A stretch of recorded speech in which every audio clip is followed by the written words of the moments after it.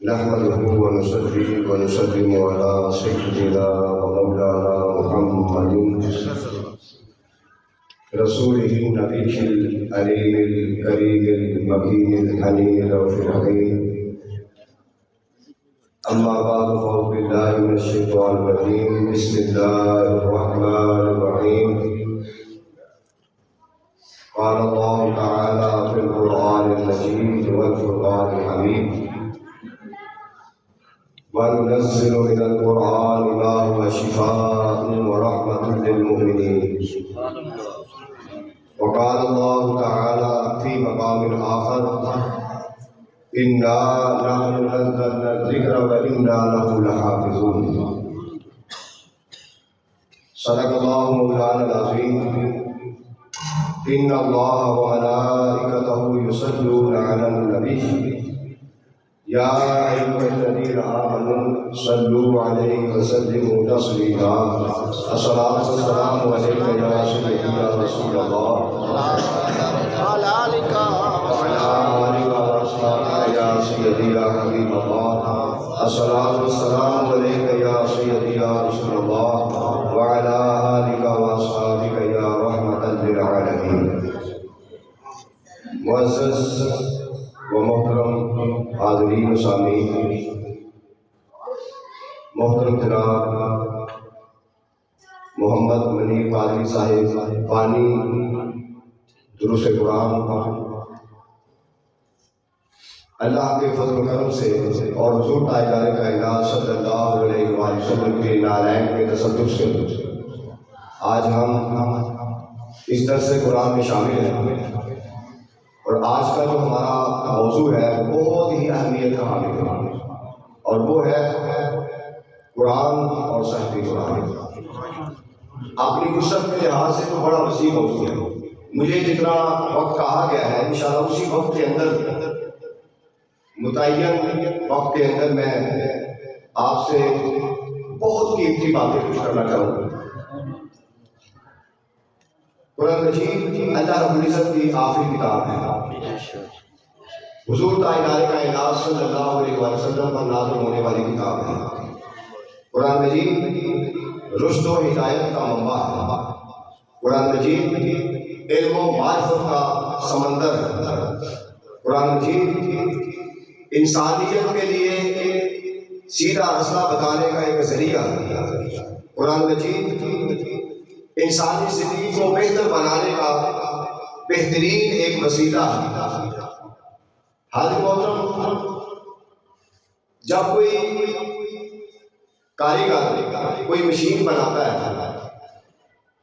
اور اس مشین کے اندر پرزے لگاتا ہے، ان کو پتا ہوتا ہے کہ کس پرزے نے کیا کام کرنا ہے. اب لوگوں کو نہیں پتا ہوتا، بنانے والے کو پتا ہوتا ہے. وہ کیا کرتا ہے؟ لوگوں کو بتانے کے لیے کہ یہ میری بنائی گئی مشین جو ہے، تم نے اس کو یوز کیسے کرنا ہے، استعمال کیسے کرنا ہے، کن چیزوں سے پرہیز کرنا ہے اور کس طریقے سے اس پہ لوڈ کتنا ڈالنا ہے. وہ کیا کرتا ہے؟ ایک کتابچہ لکھ دیتا ہے، چھوٹا سا کتابچہ. آپ دیکھتے ہیں کہ ہر چیز وہ نہیں لے کر آتے ہیں پیکنگ میں، اس میں ایک کتابچہ ہوتا ہے 4-5 پیجز کا. وہ کہتا ہے کہ اس کے اندر ساری ہدایات لکھ دی ہیں، اور اگر آپ اس ہدایات کے مطابق اس کو استعمال کریں گے یہ دیر پا ہوگی، یہ کام بھی اچھے طریقے سے کرے گی، آپ بھی پریشان نہیں ہوں گے اور یہ مشین بھی خراب. اللہ رب العزت نے انسان کو بنایا، انسان کے اندر پرزے لگائے، انسان کو اللہ نے اشرف المخلوقات بنایا. وہ چاہتا ہے کہ اس کو اشرف المخلوقات بنایا ہے، یہ رہے بھی اشرف المخلوقات. لقد خلقنا الانسان فی احسن تقویم، اچھے سانچے میں، اچھے ڈھانچے میں پیدا کیا ہے. یہ اسفل کی طرف نہ جائے، یہ اعلیٰ رہے، یہ ارفع رہے، یہ تعصب اور بغض کی آگ میں نہ جلے، یہ اپنی عبادت کو تباہ و برباد نہ کرے، یہ حسد کی آگ میں جل کر اپنا ستیہ ناش نہ کرے. اس انسانیت کی ہدایت کے لیے اللہ رب العزت نے اس قرآن کو ایک کتاب کی شکل میں انسان کو عطا کر کہ بندے اب تو نے زندگی گزارنی ہے نا، تو کن چیزوں سے پرہیز کرنا ہے، کن چیزوں پر عمل کرنا ہے، ان سے دور رہنا ہے، ان کے قریب جانا ہے، نیکی کیا ہے، بدی کیا ہے، جنت کا راستہ کون سا ہے، دوزخ کی طرف جانے والی گھاٹی کون سی ہے، یہ سارا کچھ انسان کو نہیں پتا تھا۔ انسان کو بتانے کے لیے اللہ نے ایک کتابچے کی شکل میں، قرآن کی شکل میں ایک ہدایت والی کتاب دے دی۔ اب اگلا سوال، اب کتاب کو اللہ نے دے دی، ہر بندہ کتاب سمجھ نہیں سکتا، ہر بندہ قرآن سمجھ بھی نہیں سکتا۔ کلام اللہ کا ہے، بندے کا کلام بعض انسان نہیں سمجھتا، وہ اللہ کا کلام ہے۔ پھر اللہ کے کلام کو سمجھانے کے لیے مصطفیٰ کو بھیج دیا، حضور تاجدار کائنات کو بھیج دیا۔ اب تمہاری کوئی مشکل باقی نہیں رہے گی۔ تو یہ قرآن ایسی کتاب ہے، لا ریب کتاب ہے کہ لوگوں اس میں کوئی شک نہیں ہے، اس میں کسی قسم کا شک نہیں۔ آپ دیکھیں قرآن، انجیل، زبور، جتنی بھی کتابیں ہیں، بات بڑی قابل توجہ سنتے رہتے، کوئی کتاب اپنا تعارف نہیں کرواتی۔ آپ تورات کو پڑھیں گے نا، تورات میں کہیں نہیں لکھا ہوگا کہ اس کا نام تورات ہے۔ انجیل کو پڑھیں گے، انجیل یہ آپ کو نہیں بتائیں گے، میں نے پڑھی ہے، میں اس لیے بتا رہا ہوں، ہم نے اس کا مطالعہ کیا ہے، اسٹڈی کیا ہے، کمپیریزن کیا ہے۔ کتابیں تعارف نہیں کرواتی، دوسرے لوگ اس کا تعارف کرواتے ہیں، یہ کون سی کتاب ہے، اس میں کیا لکھا ہوا ہے، اس کا نام کیا ہے، وہ شروع میں لکھ دیا جاتا ہے۔ قرآن مکمل طور پہ اپنا تعارف کرواتا ہے، مکمل طور پہ۔ ہم قرآن سے پوچھتے ہیں، قرآن ذرا یہ بتا تیرا نام کیا ہے، تیرا نام کیا ہے؟ قرآن کہتا ہے بل ہوا قرآن مجید، میرا نام قرآن مجید ہے۔ قرآن یہاں آنے سے پہلے تو کہاں رہتا تھا؟ زمین پر آنے سے پہلے تو کہاں رہتا تھا؟ وہ کہتا ہے فی لوح محفوظ، میں لوح محفوظ میں رہتا تھا، میں لوح محفوظ میں رہتا تھا۔ قرآن تو آیا کہاں سے؟ تجھے کس نے اتارا؟ تو کس کے حکم پر آیا؟ تو قرآن کہتا ہے وَإِنَّهُ لَتَنزِيلُ رَبِّ الْعَالَمِينَ، اس رب العالمین کے حکم پر میں نازل ہوا۔ اے قرآن ذرا یہ بھی بتا تجھے لانے والا کون تھا، تجھے لانے والا کون تھا؟ قرآن کہتا ہے نازل بہ الروح الامین، روح الامین تجھے لانے والا تھا، جو فرشتوں کا بھی سردار ہے۔ اب قرآن سے اگلا بڑا اہم سوال کہ قرآن تو یہ بتا تو آیا کہاں پہ، کہاں پہ آیا تو؟ قرآن کہتا ہے میں لوح محفوظ میں رہتا تھا، پھر میں نے سفر طے کیا، میں عرش سے زمین کی طرف آیا، میں لا مکان سے مکان کی طرف آیا، میں فوق سے تحت کی طرف آیا۔ میں نے جب سفر طے کیا، میرے رستے میں انبیاء بھی آئے، رسول بھی آئے، لوح بھی، قلم بھی، عرش بھی، کرسی بھی، میرے رستے میں بڑے بڑے جنتیں بھی آئی، محلات بھی آئے، زمین بھی آئے، آسمان بھی آئے۔ میں اپنا مسکن تلاش کر رہا تھا، میں اپنا ٹھکانہ تلاش کر رہا تھا، میں مستقل کسی جگہ پہ رہنا چاہتا تھا، اپنا مسکن تلاش کرتے ہوئے۔ نہ زمین میں میرا دل لگ رہا تھا، نہ آسمانوں میں میرا دل لگ رہا تھا، نہ عرش پر، نہ کرسی میں، نہ فرش پر، نہ ملائکہ میں، نہ جنت میں، کسی جگہ بھی میں نے سفر جاری رکھا، حتیٰ کہ میں ایک رات، اندھیری رات تھی، رات کی تاریکی چھائی ہوئی تھی، اور مکہ کی وادی تھی، اور مکہ کی وادیوں میں ایک غار حرا تھا، اور اس غار حرا کی ایک تاریک رات تھی، اور اس کے اندر ایک محبوب کائنات تھا، آمنہ کا لال تھا، امام الانبیاء تھا۔ بس جب میں وہاں پہ پہنچا تو میں نے فیصلہ کر دیا فَإِنَّهُ نَزَّلَهُ عَلَىٰ قَلْبِكَ، مجھے مسکن مل گیا، وہ مصطفیٰ کا قلب اطہر تھا۔ میں نے مصطفیٰ کے قلب اطہر کو اپنا مسکن بنا لیا، اپنا ٹھکانہ بنا لیا۔ اب قرآن کہتا ہے لوگوں اگر مجھے چاہتے ہو تلاش کرنا، اگر مجھے تلاش کرنا چاہتے ہو تو میرا مسکن اور میری رہائش کا سینہ مصطفیٰ ہے، قلب مصطفیٰ ہے، بارگاہ مصطفیٰ ہے۔ تمہیں مجھے تلاش کرنا ہوگا تو تمہیں صاحب قرآن کی بارگاہ میں جانا ہوگا، تمہیں مجھے پانا ہوگا تو پہلے مصطفیٰ کی بارگاہ میں جانا ہوگا۔ میں نے اپنا مسکن اسی کو بنا لیا۔ قرآن ذرا اپنے شہر کا نام تو بتا، جس شہر میں تو آیا وہ شہر کا نام کیا ہے؟ کہتا ہے وہاد البلد الامین، ہاد البلد الامین۔ قرآن جس ساری رات کو تو آیا تھا، جس رات کو تو آیا تھا، اس رات کا تعارف تو بتا، وہ کون سی رات تھی؟ کہتا ہے انا انزلناہ فی لیلۃ القدر۔ لوگوں کو قدر والی رات تھی، وہ لیلۃ القدر ہے۔ اور حاضر محترم، یہ وہ رات تھی جس کو قرآن کہتا ہے خیر من الف شہر، 1000 مہینوں سے بھی افضل، 1000 مہینوں سے افضل رات، برابر نہیں، افضل رات۔ وہ رات افضل کیسے بن گئی؟ وہ بھی اسی طرح رات آئی چلی گئی، 10 12 14 گھنٹے کی جو رات تھی وہ گزر گئی، کیوں وہ افضل ہو گئی؟ اس لیے قرآن کہتا ہے کہ اس رات میں آیا تھا۔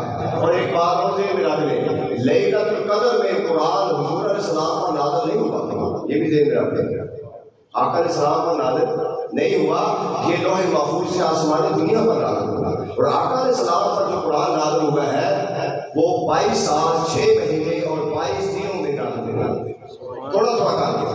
یہ بھی اللہ کی حکمت ہے۔ انبیاء علیہ السلام پر کتابیں نازل ہوئی، ان کو بلایا، موسیٰ علیہ السلام کو پہلے اوپر آؤ، آپ کو کتاب دیتے ہیں، ان کو بلا کر ایک اکٹھی شکل میں کتاب دے دی۔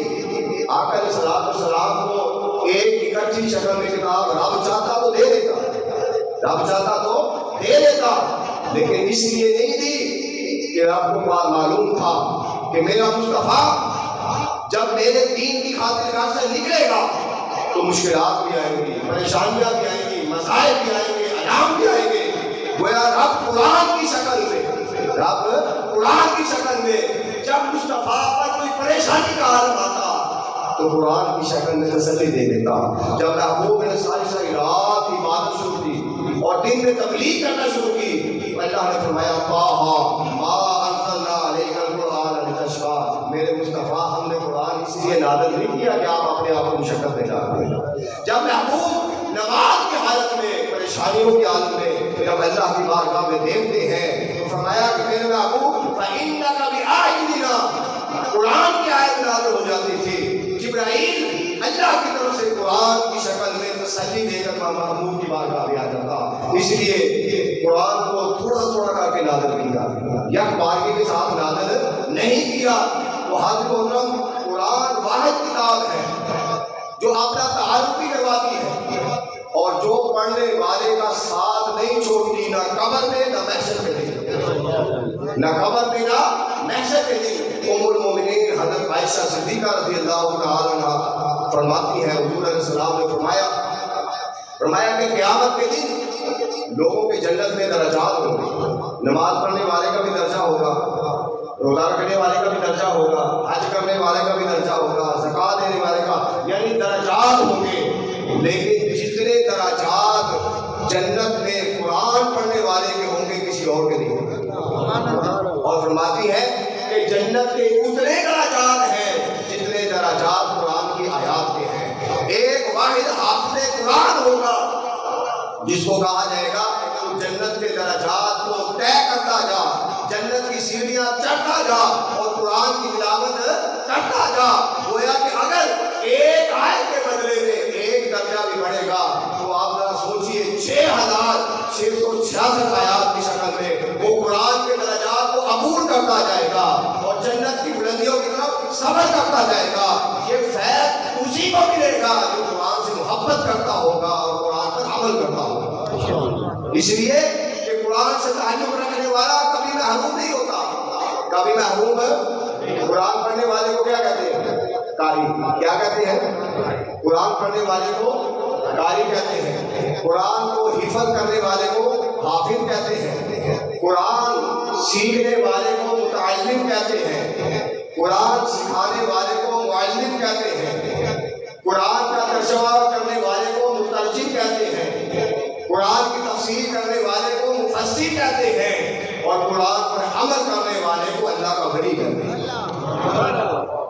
اس لیے کہ ہماری زندگیوں میں عمل کم ہے، باتیں زیادہ ہیں، عمل کم ہے، اور سب سے بڑی بات ہے کہ جو قرآن پڑھے اس حوالے میں کہ اس کے کے دل میں صاحب قرآن کی محبت بھی ہو، صاحب قرآن کی محبت ہو، تو پھر قرآن فیض بھی ہے، نور بھی ہے، ہدایت بھی ہے۔ قرآن مجید کے 55 صفاتی نام ہیں، کتنے؟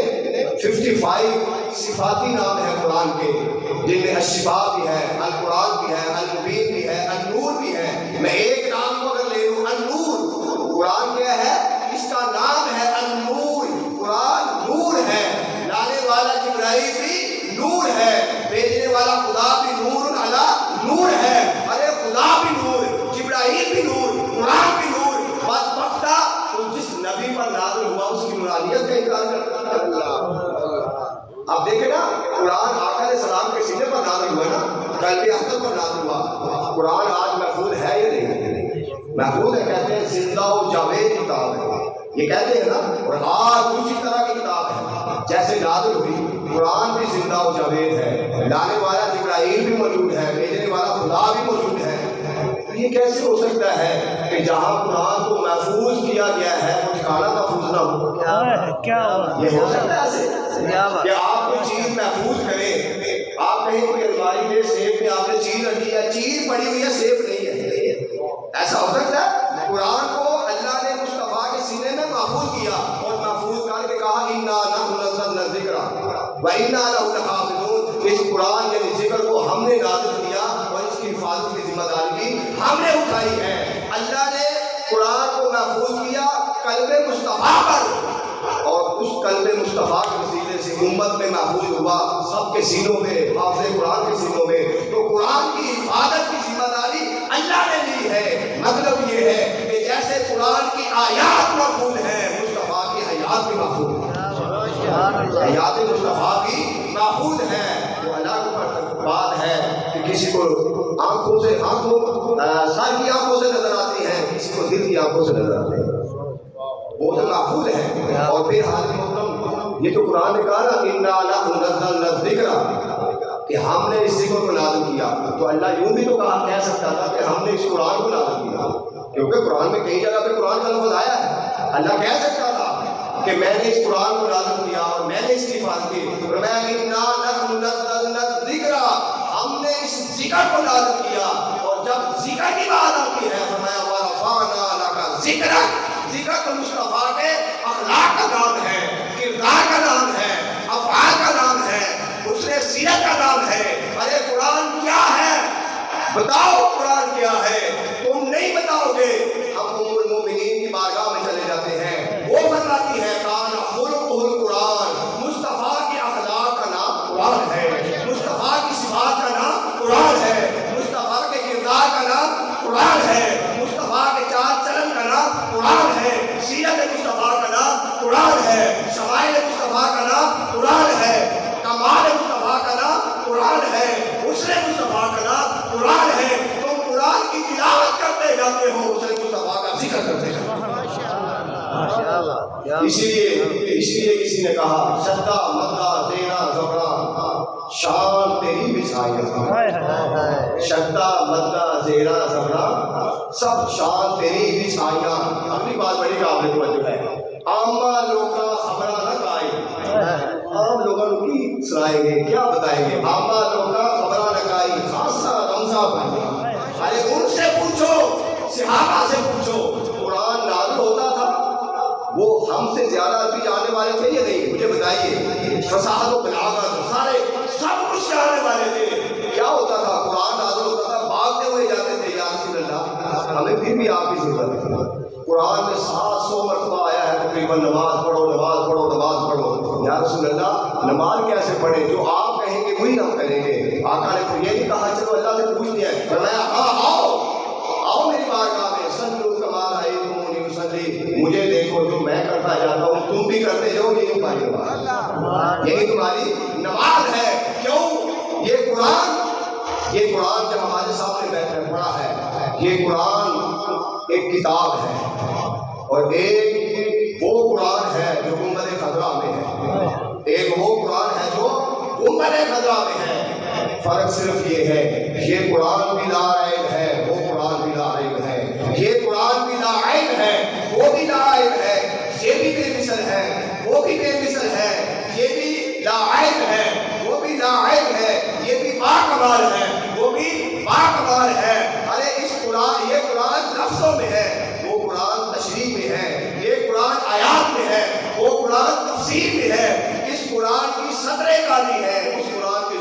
والی ہیں. ارے جو اس قرآن کی تلاوت کرتا ہے وہ قاری بنتا ہے، اور جو سامنے بیٹھ کر اس قرآن کی تلاوت کرتا ہے وہ صحابی بنتا ہے. وہ صحابی بنتا ہے. وہ بھی قرآن ہے، یہ بھی قرآن ہے.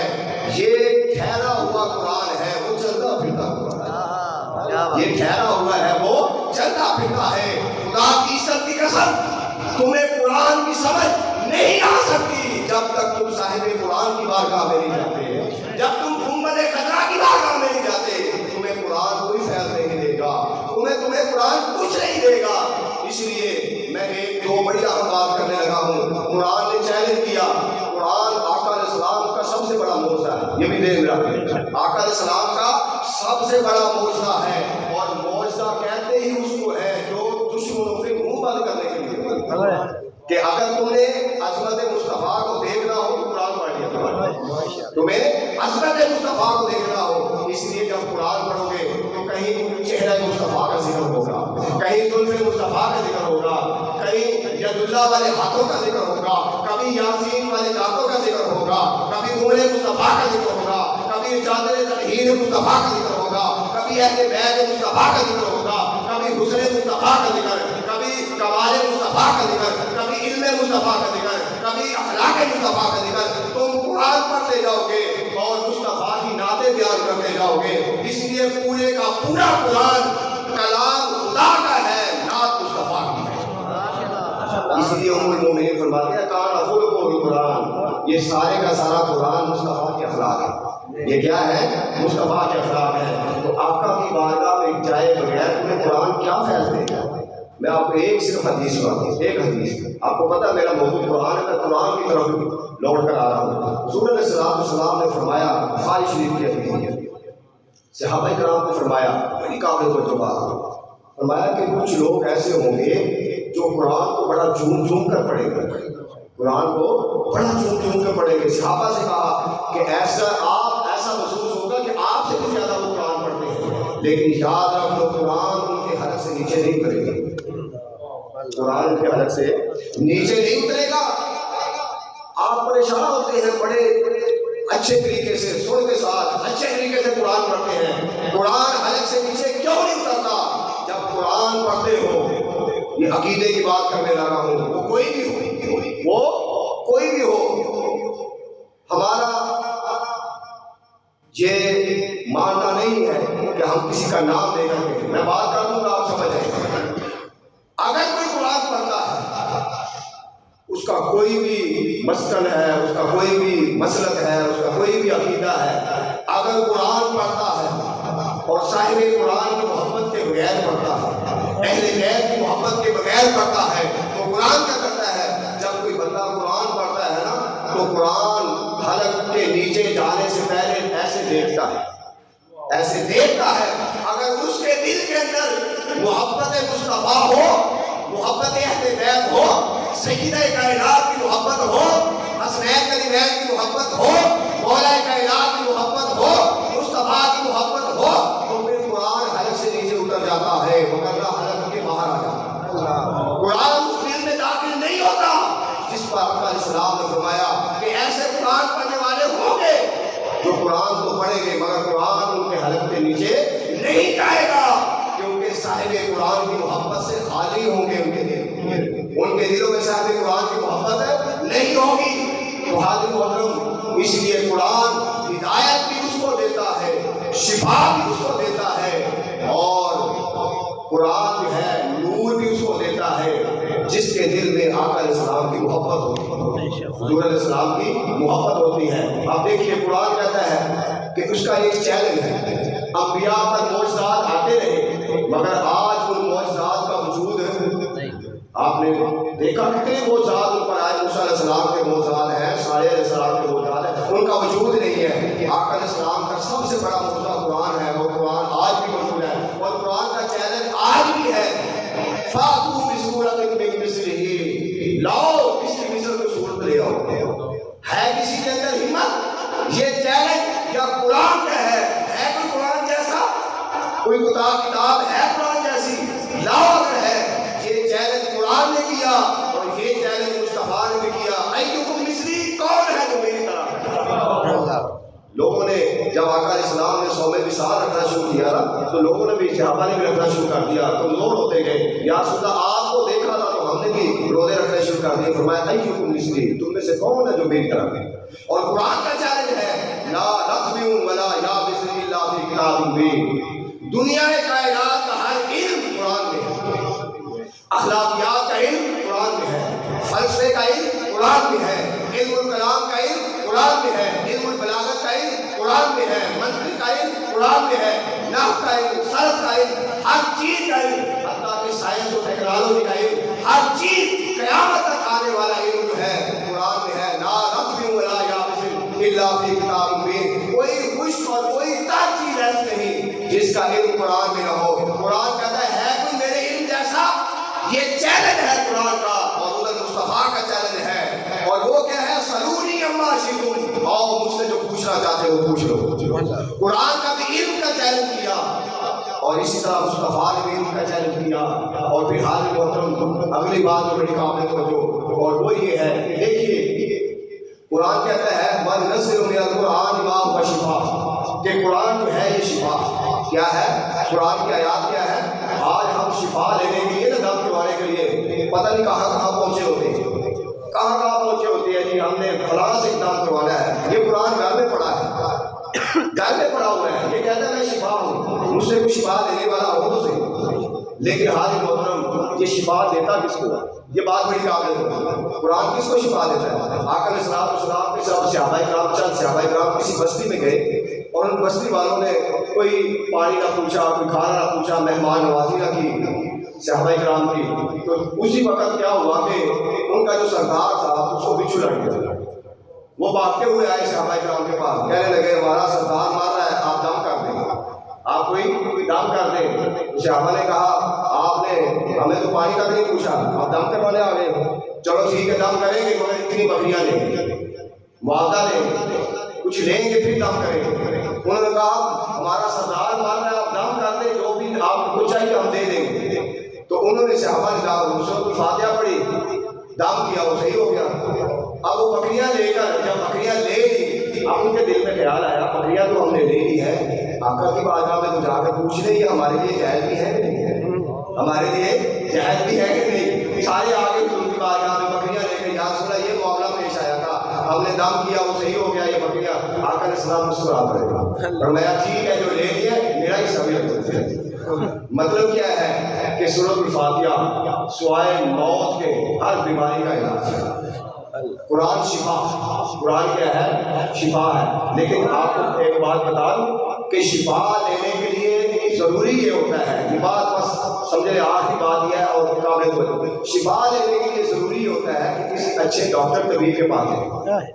قاری صاحب خدا نہ خاصا مسئلہ بن جائے، قاری صاحب جائیں یہاں پہ میڈیکل اسٹور میں اتنی گولیاں لا کے کھا لیں، کہیں گولیاں دوائی بھی ہوتی ہے نا، کھا لیں تو صبح نماز پڑھانے کے لیے قاری صاحب آپ کو اویلیبل نہیں ہوں گے، کیونکہ جب آپ غیر کچھ دوائی کھائیں گے تو وہ کیا ہو جائے گا، رخصت ہو جائیں گے. آپ کیا کریں گے؟ پھر میڈیسن کھانے کے لیے ضروری ہے کہ کسی اچھے ڈاکٹر یا اچھے طبیب کے پاس جائیں، وہ آپ کو لکھ کر بتائے گا کہ آپ کو یہ بیماری ہے، اس بیماری کا یہ علاج ہے اور یہ میڈیسن فلاں میڈیکل اسٹور سے ملے گی، وہاں سے لے کر کھا لو تو ٹھیک ہو جاؤ گے.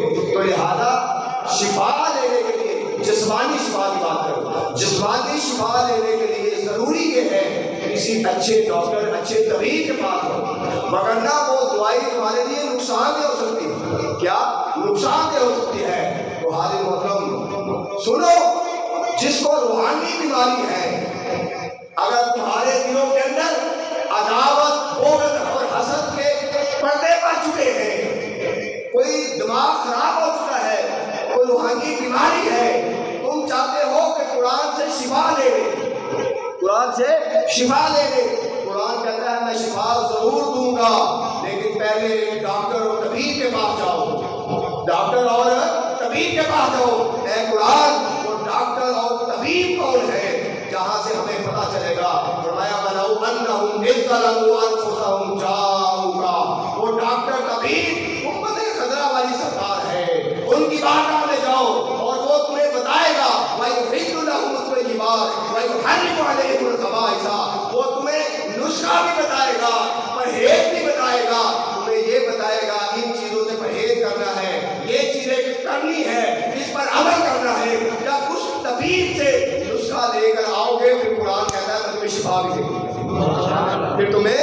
انصاف بھی دے دوں گا، پھر تمہیں ہدایت بھی دے دوں گا۔ اور اگر اپنی مرضی کے مطابق ہی کرتے رہو گے کہ ہمیں اس کی بارگاہ کی ضرورت نہیں، ہم تو بڑے خود ہی قرآن پڑھنے والے ہیں، ہم تو خود ہی بڑے قرآن پڑھنے والے ہیں، پھر قرآن پتہ کیا کہتا ہے؟ کہتا ہے یضل به کثیر و یہدی به کثیر، اسی قرآن کو پڑھ کے بڑے گمراہ بھی ہوتے ہیں، اس لیے کہ انہوں نے قرآن اس طریقے سے نہیں پڑھا جس طریقے سے ان کو بتایا گیا۔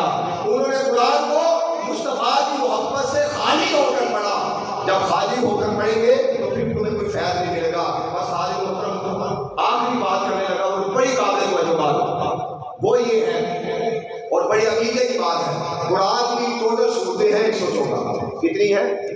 114۔ یہ آپ کے لیے ایک نسخہ بتانے لگا اور آپ اس کو آزمائیں، زندگی تحفے کے طور پر آزمائیں۔ 114 صورتیں، 114 صورتوں میں 86 صورتیں مکی ہیں۔ کتنی؟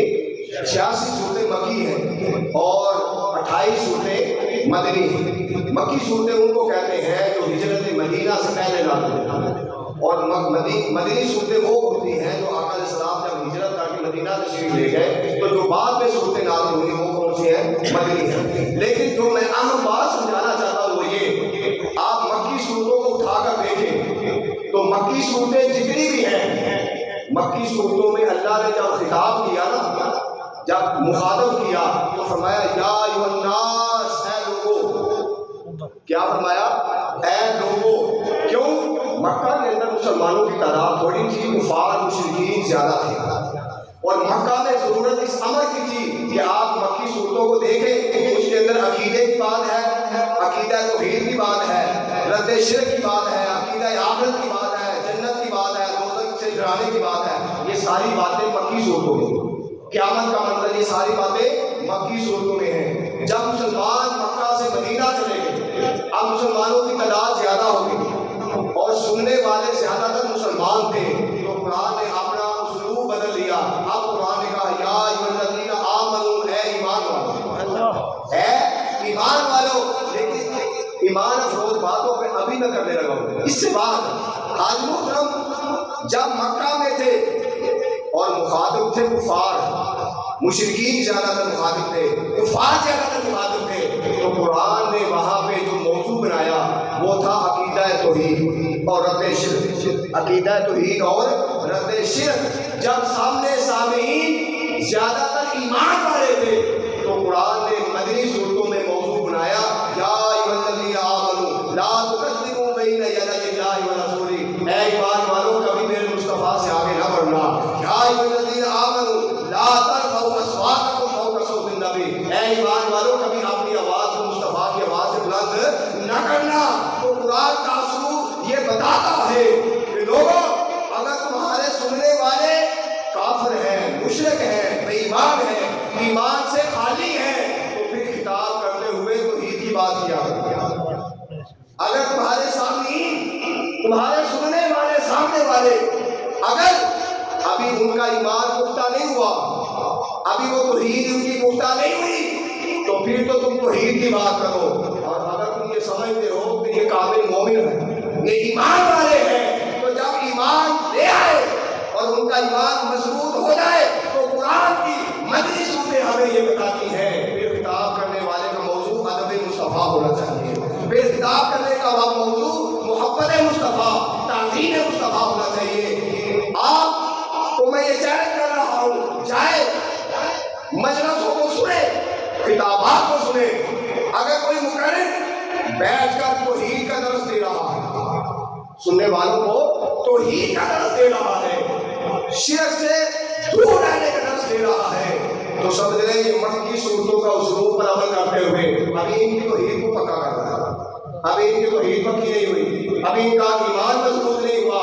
اگر ایمان مضبوط ہوتا اور وہ ان کو کامل مومن سمجھتا تو پھر مدنی صورتوں کا اسلوب استعمال کیا جاتا، اور مدنی صورتوں کا اسلوب یہ ہے کہ تمہارے مخاطبین جب اہل ایمان ہو تو پھر کیا کرنا ہے، پھر محبت کے ساتھ محمد کے گن گانے ہیں، تو پھر آقا علیہ السلام کی محبت کی بات کرنی ہے، عشق مصطفیٰ کی بات کرنی ہے، ادب مصطفیٰ کی بات کرنی ہے، اطاعت مصطفیٰ کی بات کرنی ہے۔ دیکھنا ہوگا کہ تمہارے سننے والے کون ہیں۔ اہل سنت کے سننے والوں کے بارے میں ہمارا نظریہ یہ ہے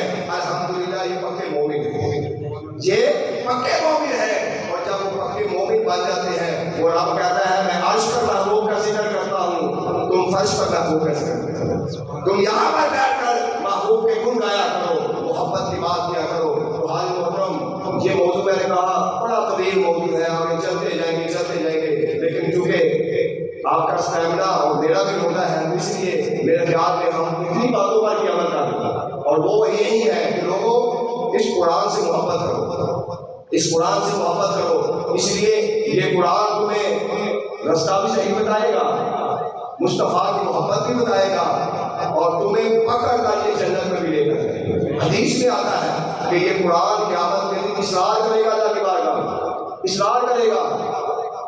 اصرار کا مطلب ہوتا ہے جیسے بندہ یہ بچہ نہیں ہوتا اپنی ماں سے بار بار ایک بات کہتا ہے، منوا کے رہتا ہے، یہ کہے گا کہ باری تعالیٰ یہ بندہ میری تلاوت کرنے والا تھا، مجھے پڑھنے والا تھا، مجھ سے محبت کرنے والا تھا، یہ قبر کو بھی روشن کرے گا اور پڑھنے والے کو ساتھ جنت میں لے کر جائے گا۔ یہاں تک آتا ہے حدیث میں کہ اس کی کچھ صورتیں ایسی ہیں وہ کہیں کہ باری تعالیٰ یہ میری یہ صورتوں کو کرتا تھا، یا تو قرآن سے ہمیں نکال دے یا اس کو جنت میں لے گئے۔ تو اللہ ان کی صورتوں کی بات مان کے اس کی شفاعت قبول کریں گے۔ اس قرآن سے محبت کیجیے اور قرآن کے رستے کو اپنائیے، اور منہاج القرآن یعنی منہاج کا مطلب ہوتا ہے رستہ، اور منہاج القرآن کا مطلب ہے محمد خدا کا رستہ۔ قرآن کو ہمیں رستہ بتاتا ہے، وہ یہی بتاتا ہے کہ قرآن کی تمہیں سمجھ تب آئے گی اپنے دل میں عشق مصطفیٰ اور تعلق مصطفیٰ اور محبت مصطفیٰ کا مسیرہ کر کے جب قرآن پڑھو گے تو قرآن تمہیں ہدایت بھی دے گا، تمہاری شفا بھی کرے گا، تمہیں ہدایت اور نور بھی دے گا، تمہیں شفا بھی دے گا، سب کچھ اس کی کلمات میں ملے گی۔ شرط یہ ہے سینے میں مصطفیٰ کی محبت ہو، زبان پر قرآن کی تلاوت ہو، یہ عقیدے کو اپنا لو۔ آج لوگ کچھ ایسے ہیں بڑے جھوم پر جو قرآن پڑھتے ہیں، مگر ان کے دل عشق مصطفیٰ سے خالی ہے، محبت مصطفیٰ سے خالی ہے۔ قرآن کو سکھاتا ہی وہ مصطفیٰ کی محبت ہے، یہی سکھاتا ہے۔ اور قرآن اللہ کا کلام ہے، اللہ کہتا ہے میں کسی سے بات نہیں کرتا، ما کان لبشر ان یکلمہ اللہ الا وحیا، میں عام بندے سے کلام ہی نہیں کرتا، راہ تو ہو کے کلام کرے، میں کہتا میں کسی بشر سے انسان سے کلام نہیں کرتا۔ لیکن جب وہ پھر کسی سے محبت کر کے کلام کرتا ہے نا، پھر وہ کلام کیا، وہ کہتا ہے میں عام بندے سے کلام نہیں کرتا، جب کرنے پہ آتا ہے تو 6666 آیات کی شکل میں مصطفیٰ سے کلام کرتا۔ اور جو کلام ہوتا ہے نا یہ صفات ہوتی ہے، بعض ہم کر چکا ہوں، صفات ہوتی ہے، میں بول رہا ہوں نا، جو میں بول رہا ہوں یہ میری صفات ہے، جو آپ بولیں گے وہ آپ کی، میں موصوف ہوں یہ میری گفتگو صفت ہے، وہ اچھا بولوں یا غلط بولوں، آپ بولیں گے آپ موصوف ہوں گے، اور آپ جو بولیں گے آپ کی صفت ہوگی، کیا ہوگی؟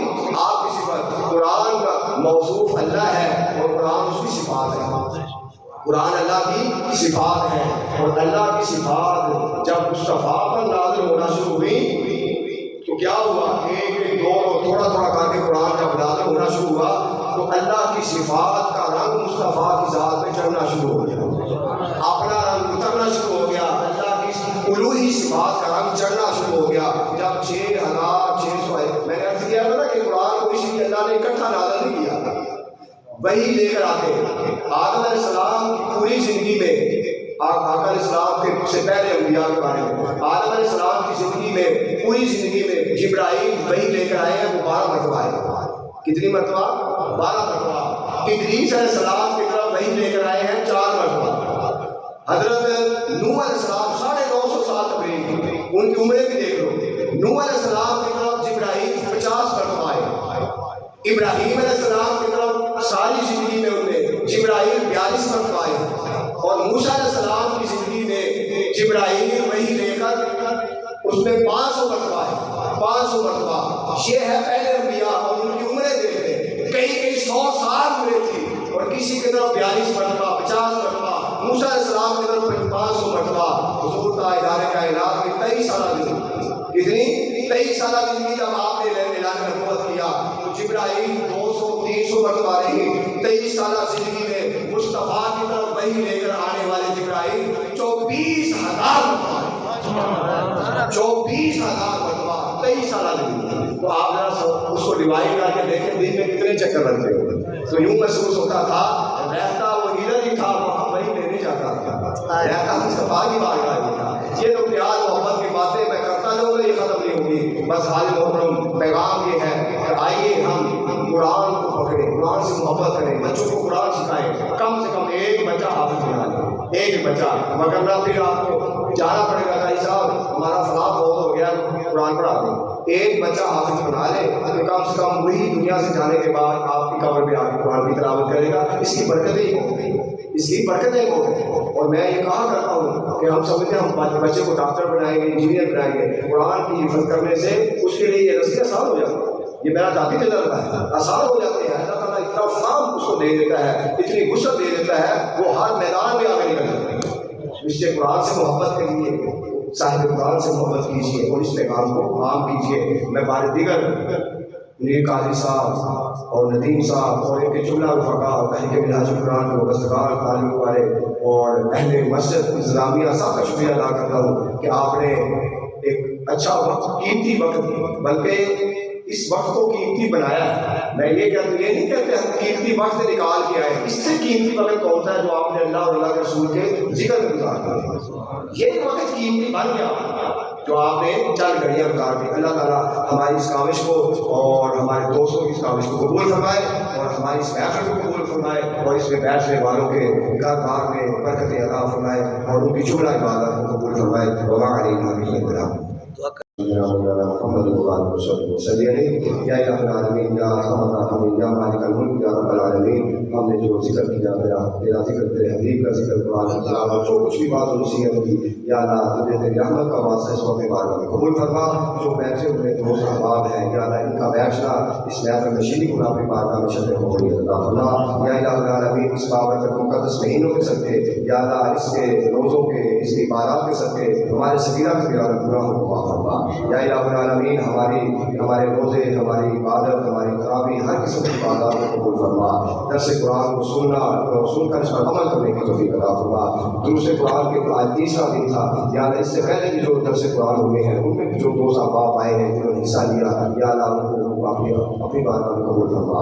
یا اللہ ہمارے دلوں کو قرآن اور صاحب قرآن کی محبت سے منور فرما. یا الہ العالمین قرآن سے محبت کرنے، قرآن کو پڑھنے، اس پر عمل کرنے کی توفیق عطا فرما. یا الہ العالمین دنیا و آخرت کی بھلائی عطا فرما. یا الہ العالمین ہر قسم کی پریشانیوں کو دور فرما، ہر قسم کی مصیبتوں کو دور فرما. اور ہمارے بھائی فلسطین میں جو یا اللہ شہید ہو رہے ہیں یا اللہ ان کی پیغامتوں کو مدد فرما. عالم اسلام کی خیر فرما، امت مسلمہ کی مدد فرما، ہمارے حال کا رحم فرما. آقا علیہ الصلوۃ والسلام کی کامل اتباع نصیب فرما. اللهم ربنا تقبل منا انك انت السميع العليم وتب علينا انك انت التواب الرحيم. وصلى الله تعالى على خير خلقه محمد وآله وصحبه اجمعين برحمتك يا ارحم الراحمين.